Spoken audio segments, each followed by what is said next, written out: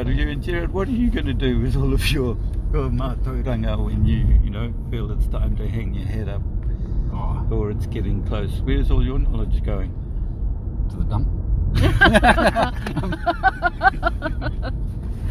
And that's why one of the things I'm trying to do at the moment is build the rock art, build up the archive and the database and the information, and then,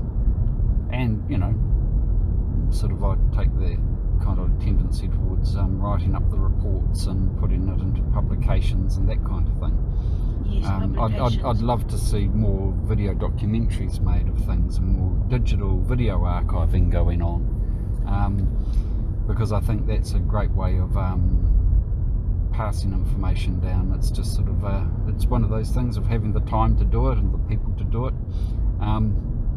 But back to your question, Whaitaima, I look at the process of asking the questions rather than landing on the answers necessarily is actually a good approach for things, and that a lot of the stuff we'll never have a definitive answer to, but that doesn't mean we shouldn't ask the questions, because each question we ask makes us think about a different aspect of the old people's lives. So when we're there at Umukuri and we sort of think, is this a place that was good for gardening? We hear that Moi grew potatoes there, actually the old people, they were living in this area after potatoes, they're still gardening, all of that kind of stuff, and while they might have had these whakairoa there, if Moi grew potatoes there, he would have known the whakairoa there, but it didn't stop him from, that's where his mara was. If we look at the when you turn around and you can look out from there and see Pureora standing tall, that's it doesn't necessarily mean that's why the rock art was put there, but when they did it, they would have known that they had their back to Pureora, When we look at the acoustics, we don't know whether or not it was actually kind of like a full-on acoustics sound thing that was the reason for the rock art, but we also can sort of think, well, actually, there would have been an awesome place for waiata, for karanga, for karakia, for it would have also been an awesome place, when you hear the people banging away on the rocks, everybody in the valley would have known about it. It wouldn't have been kind of like something done in secret. 800-year-old trees all through there. There would have been dense forests. So you don't necessarily, just because it's cleared now and and resonates and echoes, would it have done that if the area was covered in bush? Yeah, it still would have echoed quite a lot. But one of the other things about it is if we think of the time when Hakuhanui was there, yes, it would have been all covered in bush, and then we think of when Pewa was there, it would have all been in scrub, because by then the bush was, it was bush edge, and that's probably why the old people were there, is because they're there at the bush edge. And so you've got, again, it's not to sort of say there's one answer, and if we look for one answer, we'll probably we miss the beautiful diversity of everything.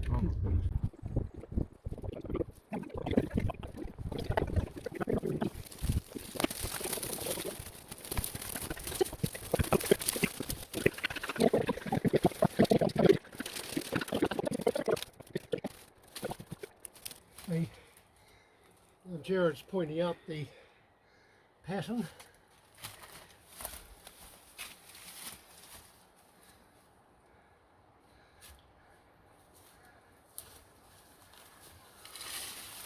My first photos I took were black and white, but got a bit of growth from that. Yep.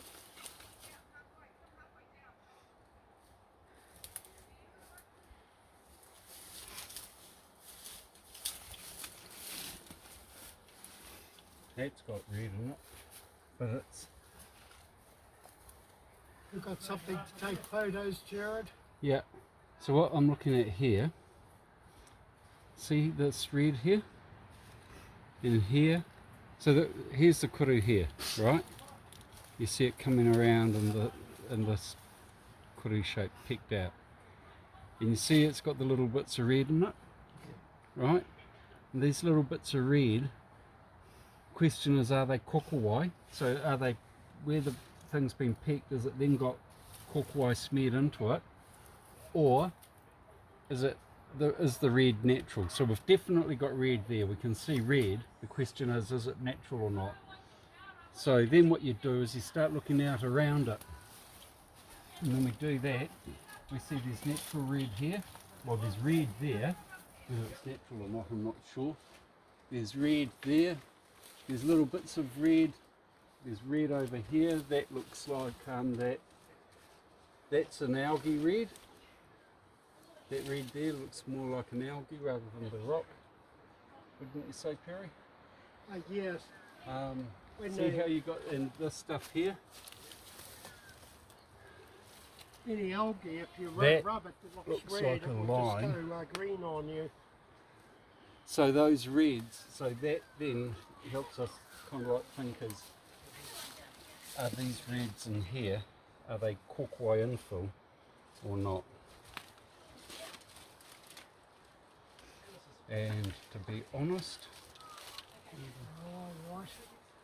I would say, from what I can see there, I'm tending to think that they're natural.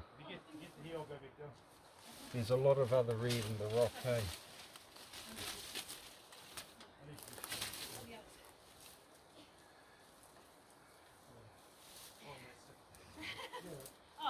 So I'm not sure it is kokowai. But What do you think, Gerard? Now you're actually at the site. Good spotting? yeah, not bad spotting, Perry. Yeah. B pass. I mean, you always love to point out a tiny little smudge I've missed in my record. Spin around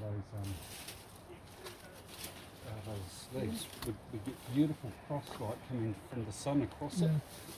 This Gerard's the only shelter for a long way round. Yeah. So they would have worked from the beginning with Napa's thermal on both sides of us. And round the corner, the big marshes and that would have been big bird areas, hunting gathering areas. There's a mecca there. And I've noticed with crossing the streams, a hot one meets a cold one, almost below us. So we're looking not only at placement, but what made them come here and possibly what made them stay. So you've got a hot and a cold stream confluence just down here. Just down here by memory. So yeah, sort of starting off, I'd just say go, so having a look, starting off, you see you've got these reds here? Yeah. They're, some of them are, that one's in the groove, that one's not, that's in a bit of a groove, but not all of the grooves have got red in them. But when you look, there's actually further red out, Right. and there's red elsewhere in the rock. Now, be interesting to see what if there's anything in these. Some of that red over there is kind of like that algae growth, but sort of other parts of it, there could be something in it. We'll have a quick look on the phone shortly. But there's not red consistently smeared into the notches of the kuru. And I even did a hand sketch, a separate hand sketch of the marks around. And I used black and white and later colour photos of this as a site. The see that notch on the rare thing is the spiral motif is, especially in carving, is quite rare in these districts. So where it would be easy to do, I think it gives a mana or a special application where they put such things. So we have to go many kilometres away. even to the end of the lake before you get another spiral marking. And that's the same with Gerard, with the sites and that we've seen, that it's so easy to do a similar paintings and that elsewhere in large shelters and good places for pigment or carving. Many have not been touched. Other places where I've found things, like in TeWhare in the forest, and a small little shelter might have pigment marks, but big ones nearby have got nothing at all. And so why weren't they getting carried away like they did in the South Island? A little bit of charcoal and oil and put on limestone everywhere. Following through on this is just a digital enhancement, so that's... Yes, Gerard's now just taking colour enhancement to try and bring any red that might be artificially applied on this design. Not far from here we've got another stream that sort of comes down from miles inland. It moves across, and the people travelling used to stop there, and there was a place there where they camped. Was had therapeutic properties that they used to bathe in. So this place, and as I say, Kokowai digging further down, that Hohepa Tamamutu used, we've got all these values in the vicinity. Ro TeWhare stream. That's the name of the stream. It's going past here. So do you just think there's that one piece of art here? That's all I could find. You know, I took notice of things and shapes, and Do you want me to hold that for you? No, I'll put it in here. I've had Just need to see what this man's doing. recorded physically what I've seen. For instance, if that wasn't here, and I record this as shelter, they'd say, well, where's the surface evidence? Where's the shell, the hungy stone, or anything else? To be able to see So, you know, they just wouldn't record it. Do you not? ever been done? Yeah, No. did it? That'd be interesting. Yeah, I'll dig it. You have to have permits and all sorts. I'll just come with you. Just Gail record was sites. sweet. Oh, With your well. machete. Yeah. This is a technique that is for photogrammetry, okay, and what we're going to do, I'll just take a whole series of photos. It's called structure from motion, and if we do it right, we'll be able to make a 3D out of it.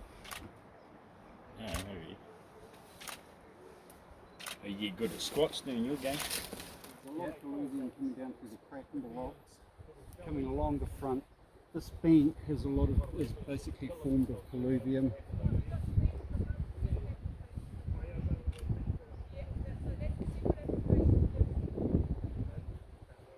Sorry, Te Rawa Te Huia, there's the rock face, there's a thing. Lots of colluvium, no lichen on the rock face that we looked at with the kuru on it until you get to the kuru outwards, so the kuru looks like it's on the drip line. We're coming, you see the brown water stains coming down there, colluvium, big red natural rock, lots of natural red in this rock. You can see that on the surface up there.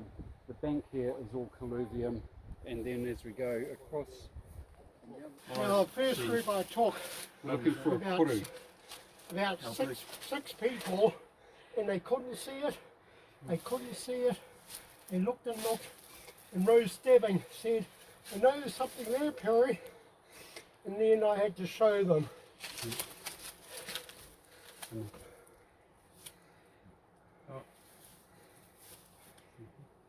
Yes.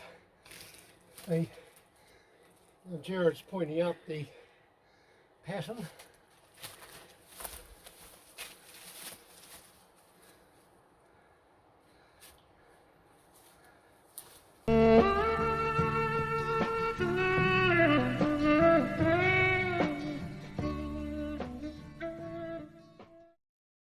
Freely wanting to pass things on.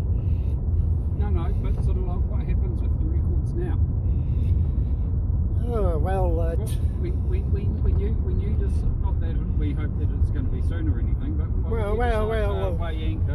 sort of go on a new voyage. How do you? What do you see happening with all of your papers and the things that you've collected over the years? So suggesting I might be the 10 star of Matariki and all my records are going to the to the tip. The part of my legacy, as we drive down here, see all these trees on both sides of the road, Addison Rapids Road. through the road, all these big trees and that. I personally planted most of them. Are they all native? They're all native. Wow, good on I'd you. only plant native. I was the original greenie. These new age greenie and that, they don't know the beginning of anything. Barry Hickling has got so much to answer for planting all of his deciduous trees around. He considers no tree is good unless it sheds its leaves in winter, and I hate seeing that evidence of his influence. This is beautiful. See, I went with a slasher and I cut acres of wattle. Yeah. You know, I left the nest. Sometimes we had pheasants and things Yes, and the yes. skylarks. So I went all through here.